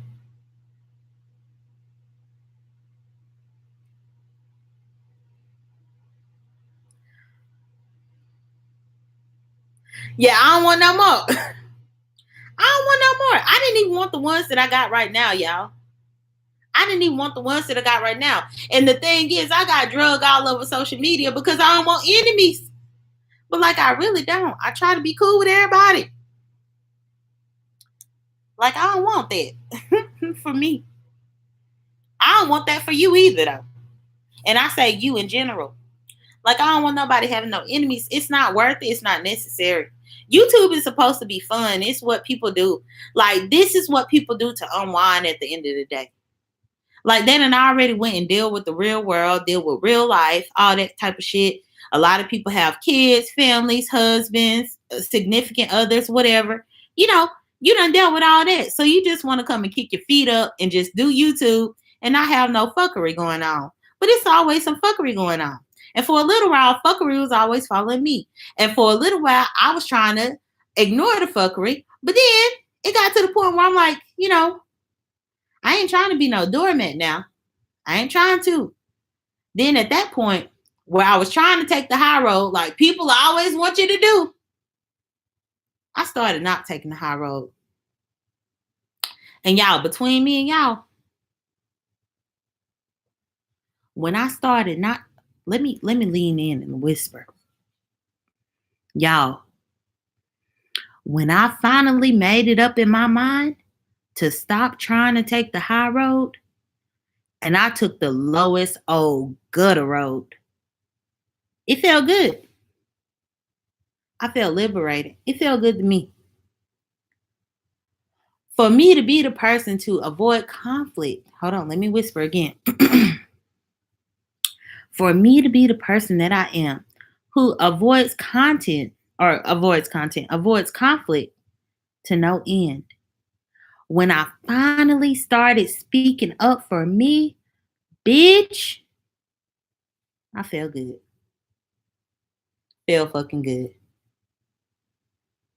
When I finally started realizing that I ain't have to just take all this shit, it felt so good. It was like liberated. Yo, I felt free. I felt free. I felt more free than No Nonsense felt whenever she came out as a lesbian the other night. Y'all thought she was free? When I started actually defending myself, I felt free.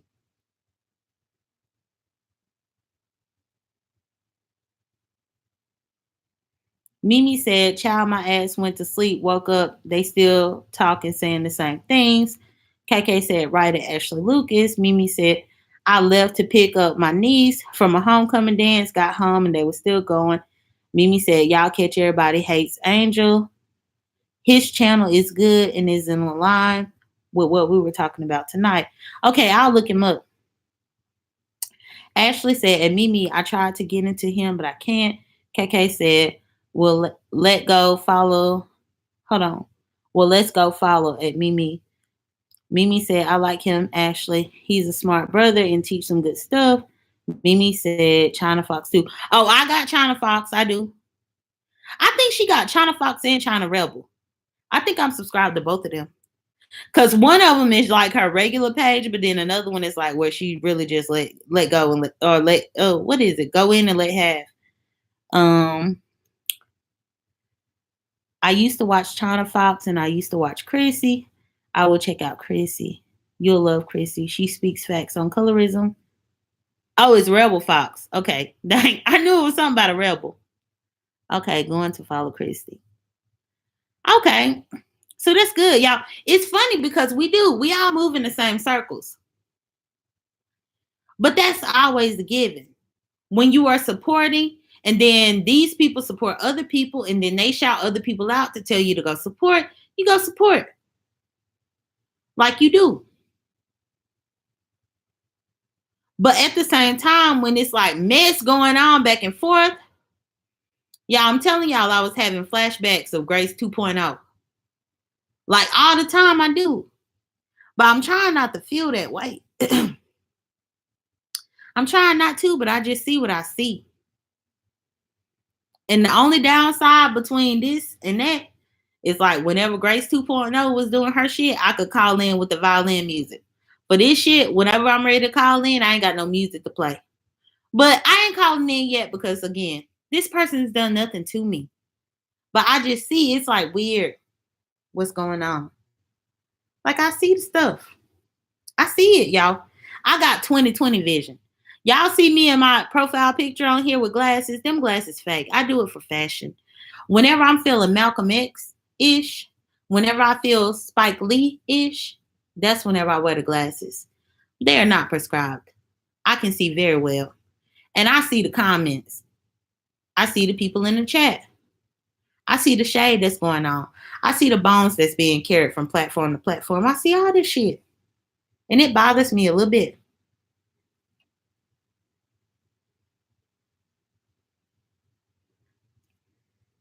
Yeah, I'm going to have to go back.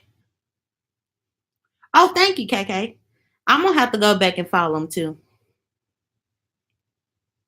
Well, see, I don't know nothing about that. I really don't. Because I appreciate the content over there. And to be honest, I found that content over there, which I'm not going to dwell on this subject. But I've always followed S. Hutchinson. I like her. I like S. Hutchinson. I like the fact that she is real. I like the fact that she spilled her tea like that, like for real. Like she just is just raw and uncut. I love that. She'll drag a bitch when she needs to drag a bitch. I love that. But it was one day that I was looking at one of her videos, and her video led me to a couple other videos.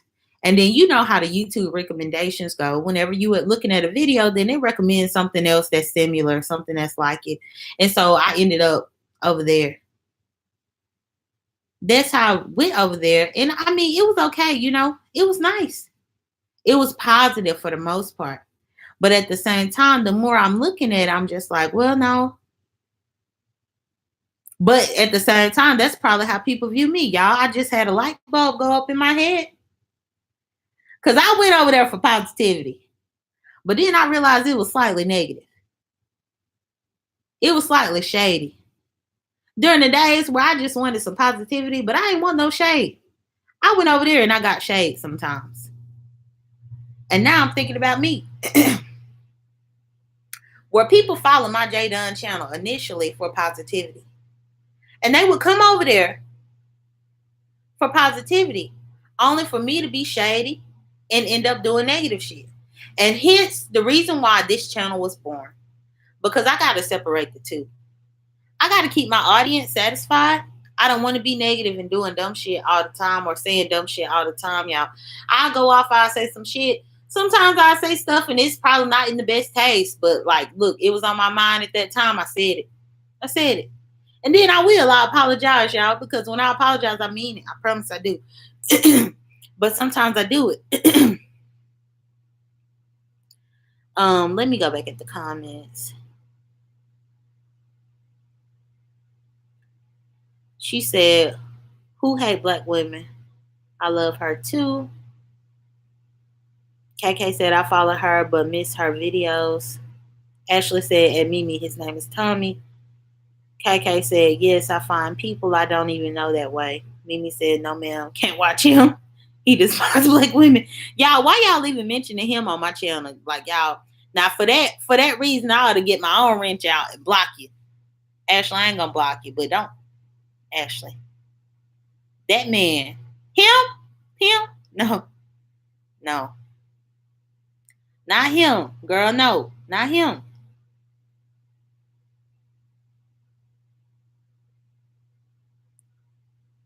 Let's see. KK said, I don't know who Tommy is. KK, you don't want to know who he is. Mimi said, it's a whole group of them that go in over there. KK said, I don't want to follow him. what's his name? Ashley Lucas said, a black man who hates black women. KK, Mimi laughing out loud. KK said, who is he so I won't follow him?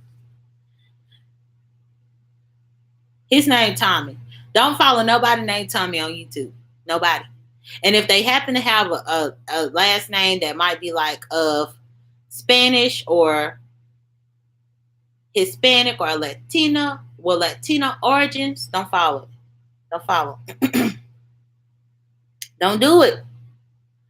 But y'all, okay, what y'all think about Tariq Nasheed since we done mentioned the infamous Tommy? What y'all think about Tariq though? For real. Like Tariq done came out with the Hidden Colors movies, y'all. And maybe that's what I'll do too, where I can like review his movies. Maybe me and No Nonsense could. Mimi, you never heard of Tariq Nasheed? Girl. Let me type his name up in the box right now.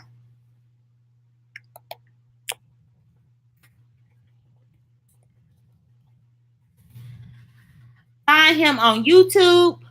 Find him on Instagram.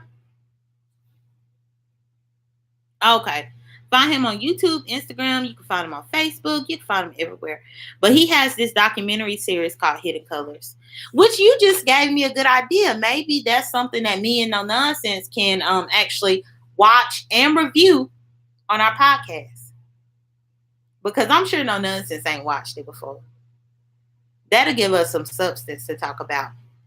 Of course, we'll be shady every now and then, but that'll give us some substance, some meat and potatoes. Ashley said she never watched him but heard of him. Oh, Hidden Colors? Well, Mimi, you know that he about to come out with Hidden Colors Part 5. How many did you watch? Because you probably watched Part 1, but girl, it's been 4 parts that then came out, and then the 5th one, he just released the trailer to the 5th one about 2 weeks ago, 2 or 3 weeks ago. Oh, well, number 5 coming out. Number 5 coming out soon, Mimi. The trailer just got released.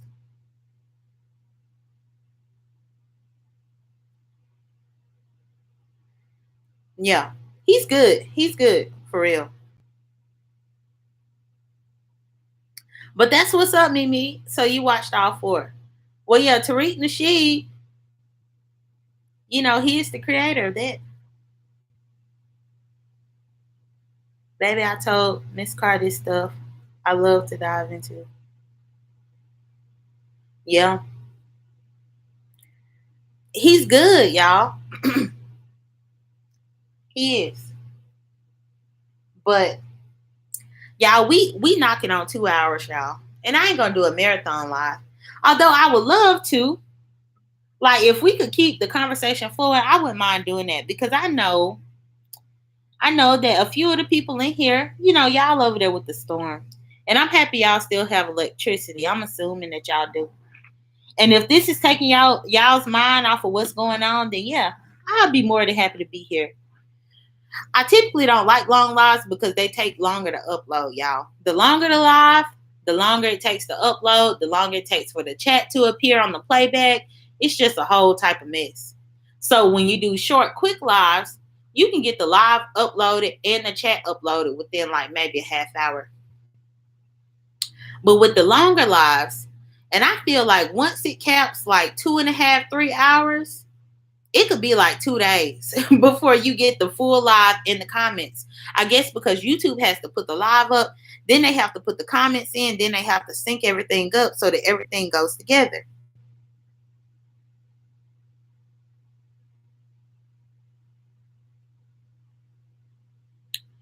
Yeah, it is. But that's what happens. And so that's why I don't do the long live. Well, I've done a few of them, but I try not to. And I'll be like, y'all, I'm going to go. I'm going to go. And y'all know, I be saying I'm going to go, but then I stay a little while or then No Nonsense call in or something. And so that's the reason why I have the longer lives. But I try not to do it. When I press end stream and upload, I want to be able to rewatch my shit like immediately. Immediately.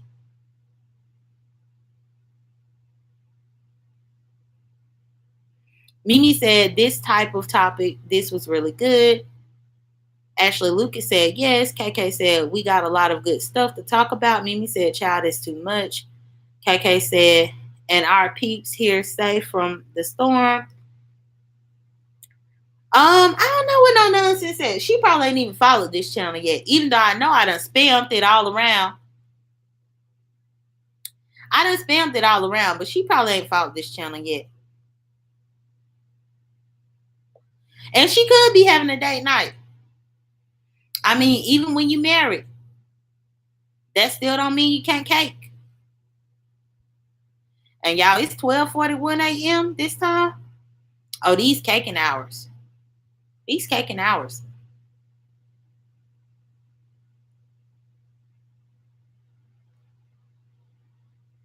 Doing straight people stuff. That straight people stuff, y'all. Y'all keep that shit over there. Keep it over there.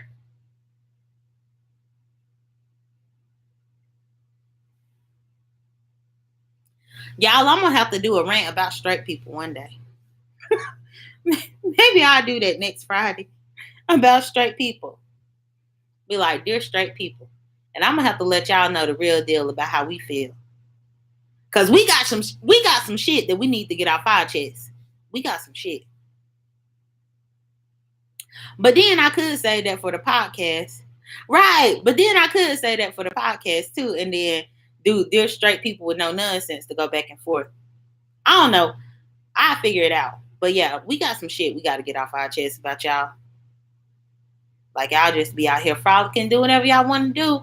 Be side-eyeing us and shit. Like, we ain't side-eyed you. How the fuck you looking at me crazy? Bitch, I ain't looked at you crazy. Look the other way. Turn your head.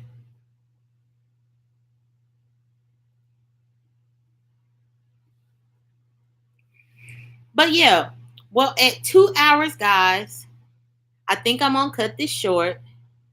Or, yeah, I am.